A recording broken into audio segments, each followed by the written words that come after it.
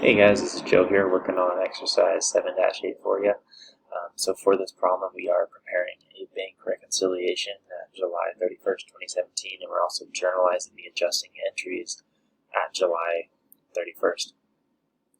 So I'm going to split them into part A and part B, and I'll call the top part Part A, the bottom part Part B. So the top part, we're working on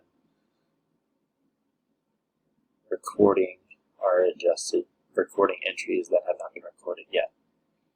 So we're going to start off with cash balance. And let me explain.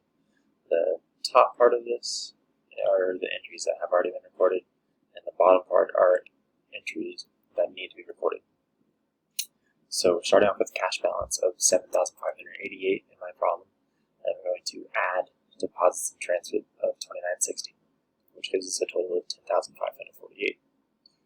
Then we're going to subtract our outstanding checks of $693, and that gives us an adjusted cash balance of $9,855. So for the bottom part, we have a cash balance on our books of $7,624. If you look at number 3 there at the top, and then we're going to add our electronic funds transfer received of $2,276. If you look at number 5, it says the collection has not been recorded by Faro Company. That gives us a total of $9,900. Then we're going to subtract our bank service charge of $45, which if you look at number 2, it says July bank service charge not recorded by the depositor. And then that will give us an adjusted cash balance per books of $9,855. And you can see that both of those balance.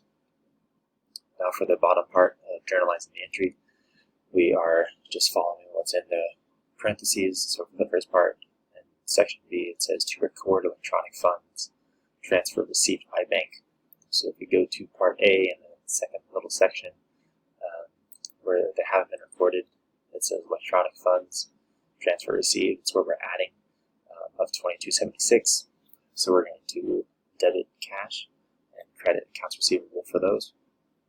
And then for the second part, it says to record bank service charge. And if you go to part A, the second section, where we're subtracting the bank service charge of $45. So we will debit bank charges expense and credit cash. So that's the end of my explanation there. If you have any questions, feel free to write them down, and I'll do my best to get to them as quickly as possible. Thank you for watching. Have a good rest of your day.